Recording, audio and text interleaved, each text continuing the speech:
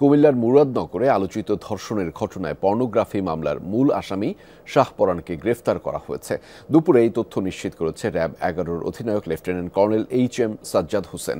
কারওয়ান বাজারে র্যাবের legal and media উইংয়ের এক সংবাদ সম্মেলনে তিনি এই তথ্য প্রকাশ করেছেন। জানিয়েছেন, বৃহস্পতিবার বিকেলে কুমিল্লার বুড়িচং উপজেলার অভিযান চালিয়ে শাহপরানকে গ্রেফতার করা হয়।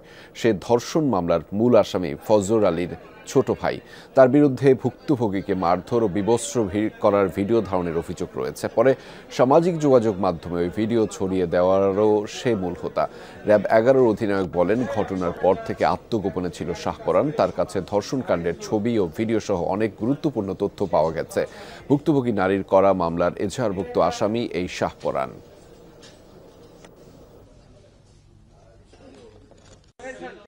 শাহপরান পারিবারিকভাবেও তার ভাই বোনদের সাথে তার সম্পর্ক ভালো ছিল না, তার বাবা মার সাথে তার সম্পর্ক ভালো না।